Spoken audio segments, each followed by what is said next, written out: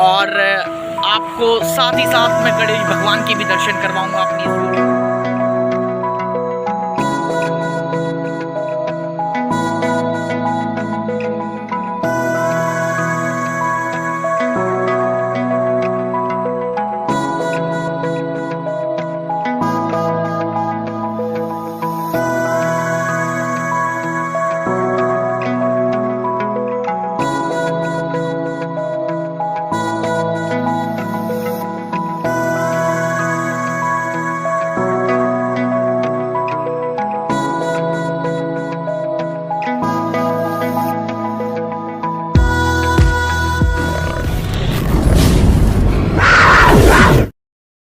Hello दोस्तों, नमस्कार।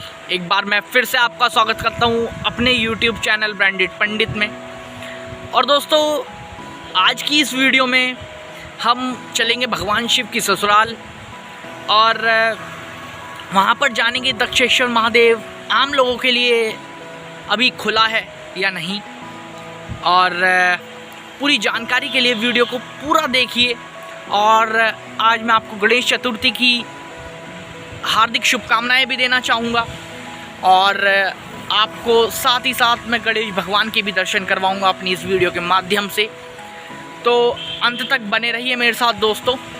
चलिए चलते हैं अब दक्षेश्वर महादेव मंदिर की तरफ। कनखल हरिद्वार शहर से बिल्कुल सटा हुआ है। कनखल के विशेष आकर्षण प्रजापति मंदिर, सतीगुण एवं दक्ष महादेव मंदिर हैं। कनखल आश्रमों तथा विश्व प्रसिद्ध गुरुकुल कांगड़े विश्वविद्यालय के लिए भी जाना जाता है।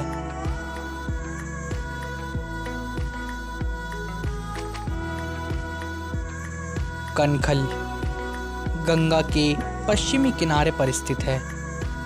नगर के दक्षिण में दक्ष प्रजापति का भव्य मंदिर भी है, जहाँ के दर्शन आज मैं आपको अपनी वीडियो में करवाने वाला हूँ, जिसके निकट सती घाट के नाम से वह भूमि भी है, जहाँ पुराणों के अनुसार शिव ने सती के प्राणोत्सर्ग के पश्चात दक्ष यज्ञ का ध्वंस भी किया था।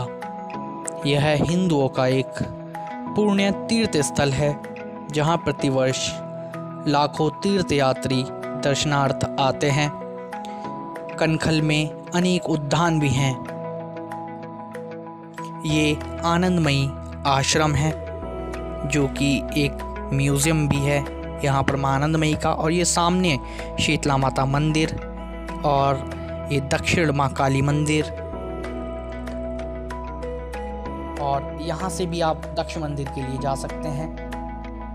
ये भी एक रास्ता है दक्ष मंदिर और शीतला माता मंदिर का। अब हम सीधा चल रहे हैं दक्ष मंदिर की तरफ। ये दक्ष मंदिर को रास्ता जाता है।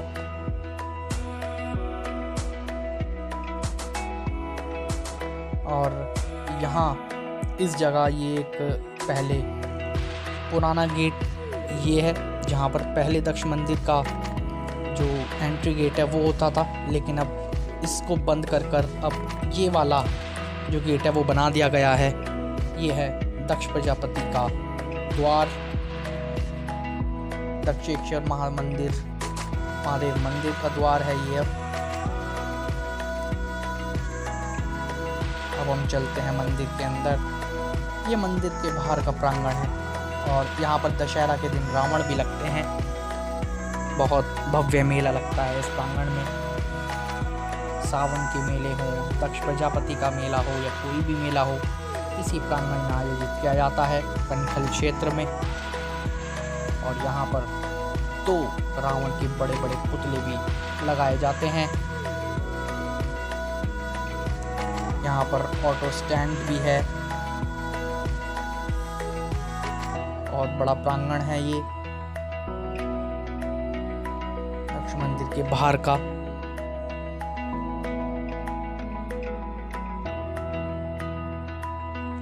और यहाँ से अब जो मंदिर परिसर है वो इस गेट से शुरू होता है।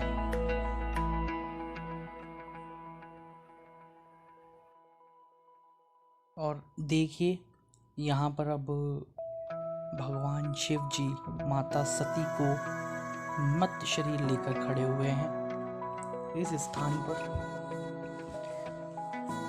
एक प्रतिमा है, देखिए, जहाँ पर एक नंदी बैल भी यहाँ पर पीतल का बैठा हुआ है।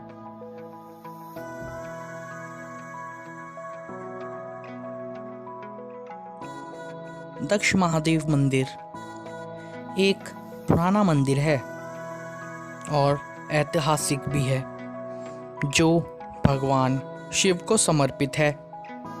यह हरिद्वार से लगभग 4 किलोमीटर दूर स्थित कनखल क्षेत्र में है।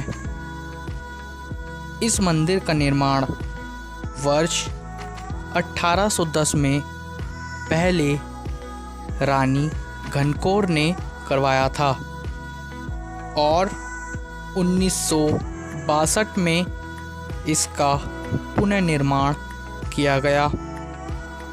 पौराणिक कथाओं के अनुसार इस स्थान पर दक्ष यज्ञ किया गया था। दक्षिण में स्थित है ये दक्ष महादेव मंदिर। भगवान शिव का एक प्रसिद्ध मंदिर भी है। इस मंदिर को यह नाम भगवान की शिव अर्धांगिनी देवी सती के पिता और दक्ष प्रजापति के नाम से भी मिला है। कहा जाता है कि एक बार महाराज दक्ष ने इस स्थान पर यज्ञ अनुष्ठान का आयोजन किया और उसमें उन्होंने भगवान शिव को आमंत्रित नहीं किया। अपने पिता की इस हरकत से देवी सती ने खुद को बहुत अपमानित महसूस किया और क्रोधित होकर उसी यज्ञ कुंड में छलांग लगा दी। शिव के गणों ने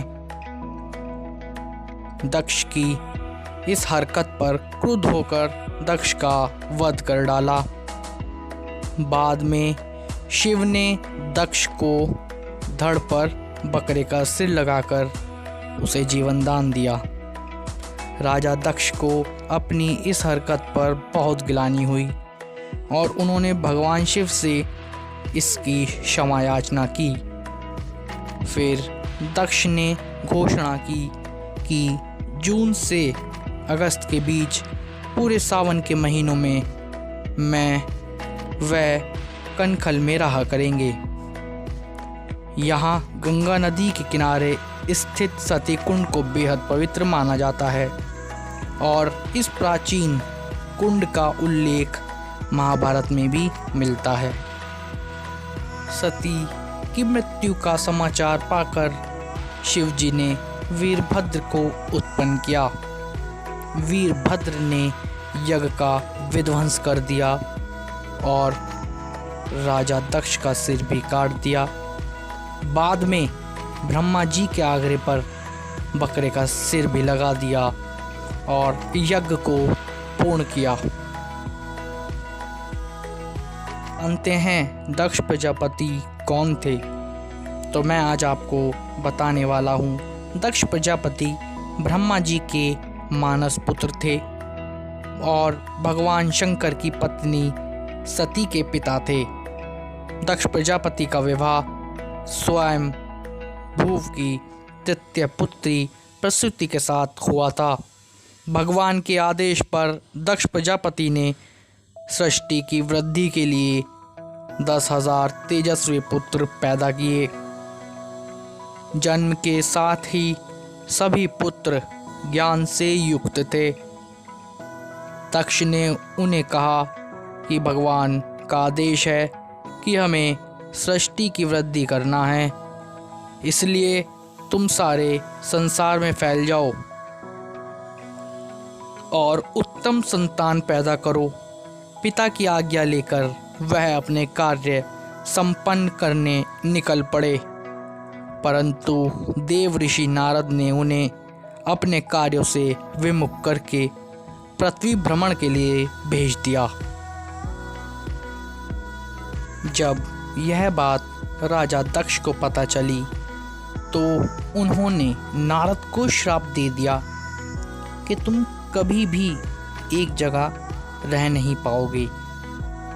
इसी कारण नारद जी का घर नहीं बसा और वह एक जगह से दूसरी जगह भटकते रहते हैं। ब्रह्मा जी ने राजा दक्ष को शांत कराया और फिर से संतान उत्पन्न करने के लिए कहा।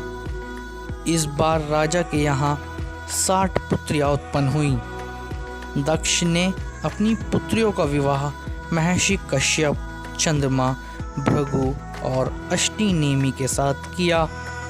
इनके गर्भ से देवता, असुर, यक्ष, गंधर्व, पशु, पक्षी, वनस्पति और कीट आदि उत्पन्न हुए और सृष्टि जीवों से भर गई।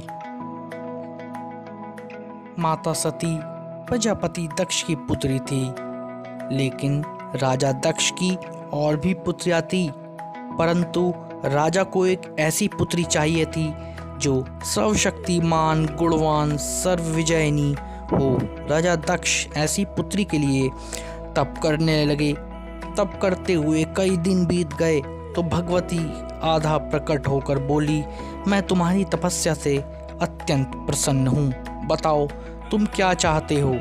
राजा दक्ष ने कारण बताया तो माता भगवती बोली, मैं स्वयं तुम्हारे घर में कन्या बनकर जन्म लूँगी। मेरा नाम सती होगा। मैं सती रूप में जन्म लेकर अपनी लीलाओं का विस्तार आरंभ करूंगी। भगवती आधा ने राजा दक्ष के यहाँ पुत्री रूप में जन्म लिया। उस कन्या का नाम रखा गया सती। माता सती राजा की सभी पुत्रियों में से सबसे अलौकिक थी। अपनी बाल्यावस्था में ही बहुत से आश्चर्यचकित कर देने वाले कार्य भी किए थे। और ये है भगवान दक्ष प्रजापति का भव्य मंदिर। यहाँ पर सावन के मेले में बहुत ज़्यादा भीड़ रहती है, श्रद्धालुओं का तांता लगा रहता है। और यहाँ से शुरुआत होती है पूरे मंदिर की।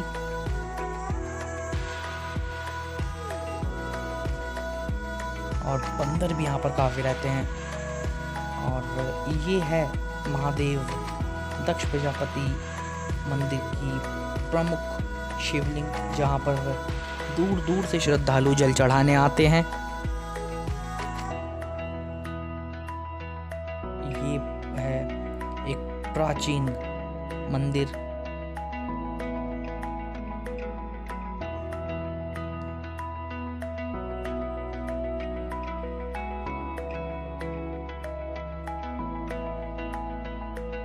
और यहाँ पर ही इसके ठीक सामने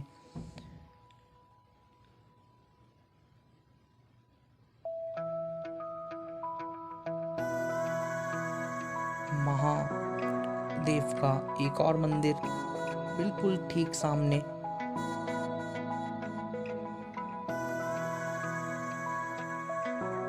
जिसका नाम ब्रह्मेश्वर महादेव जी हैं।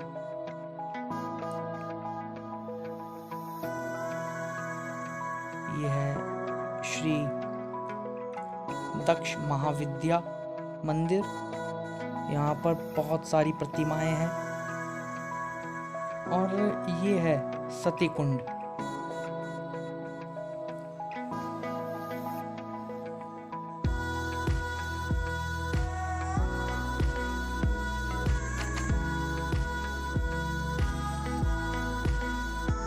ये देखिए, इस मंदिर में बहुत सारी प्रतिमाएं हैं। और एक और ये मंदिर है, यहाँ पर आपको भैरव जी, बजरंगबली, गणेश जी, माता वैष्णो देवी, राम दरबार,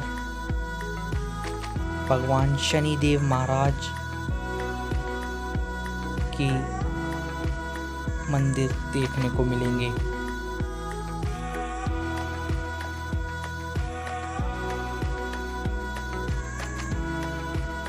शनिदेव महाराज की जय हो। ये एक शनिदेव महाराज का बहुत ही प्राचीन मंदिर भी है यहाँ पर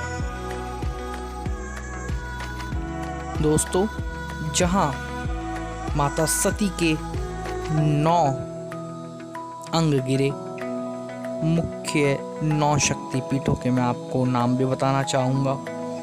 काली घाट मंदिर कोलकाता, पाँव की 4 उंगलियां वहाँ पर गिरी थी। कोल्हापुर महालक्ष्मी मंदिर त्रिनेत्र वहाँ पर गिरे थे। अंबाजी का मंदिर गुजरात, जहाँ पर माता का हृदय गिरा था। नैना देवी मंदिर, जहाँ पर आँखों का गिरना हुआ था। कामाख्या देवी मंदिर, जहाँ पर माता की योनि गिरी थी। हरि सिद्धि माता मंदिर उज्जैन, बाराहात और होठ यहाँ पर गिरे थे। ज्वाला देवी मंदिर, सती की जीव यहाँ पर गिरी थी। ये माता के 9 मुख्य शक्तिपीठों के नाम हैं और माता के 52 शक्तिपीठ हैं सारे कुल मिलाकर, जहाँ पर माता के 52 अंग गिरे थे। वहीं 52 माता के मंदिर बने।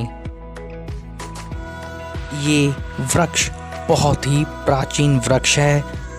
इसकी भी पूजा यहाँ पर की जाती है। पास ही में माँ गंगा भी बह रही है। ये है दक्ष मंदिर का घाट, ये महिला घाट है और बहुत ही निर्मल माँ गंगा का जल यहाँ पर बहता है और शाम को यहाँ पर लोगों का तांता भी जमा रहता है।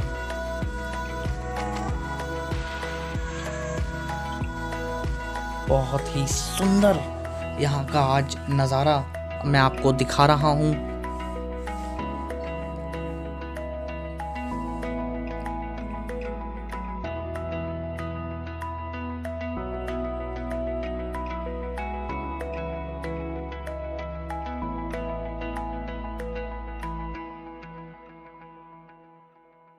दोस्तों, आज एक बार फिर से हमने दक्षेश्वर महादेव मंदिर के दर्शन किए और देखी यहाँ की व्यवस्था कि किस तरीके से अब लोगों के लिए यहाँ पर दक्षेश्वर महादेव मंदिर के जो कपाट हैं वो खुल चुके हैं और यहाँ पर अब काफ़ी लोग दर्शन भी कर पा रहे हैं।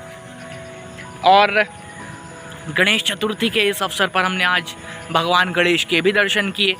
और दोस्तों, ऐसी ही वीडियो देखने के लिए आप मेरे चैनल को सब्सक्राइब कर दीजिए और अगर आपको ये वीडियो पसंद आई हो तो लाइक कर दीजिए और कमेंट बॉक्स में मुझे कमेंट्स कर ज़रूर बताइए कि ये वीडियो आपको कितनी अच्छी लगी, मेरी इन्फॉर्मेशन कितनी अच्छी लगी।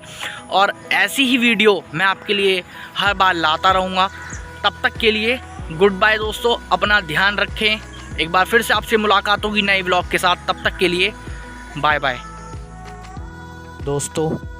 मैं ऐसे ही पौराणिक मंदिरों की वीडियो अपने YouTube चैनल पैंडित पंडित पर लाता रहूँगा ताकि आप घर बैठे मेरी वीडियो के माध्यम से मंदिरों के दर्शन कर सकें।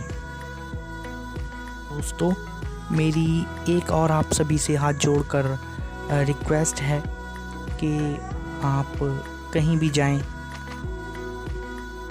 कृपया कर वहाँ पर गंदगी ना फैलाएं। अगर आप अपने आसपास गंदगी देखते हैं तो कृपया कर साफ़ करने का प्रयास करें, क्योंकि ये प्राकृतिक धरोहर हैं। अगर हम इसे अभी साफ़ रखेंगे तो हमारी आने वाली पीढ़ियाँ इसका लाभ उठा सकेंगी। धन्यवाद।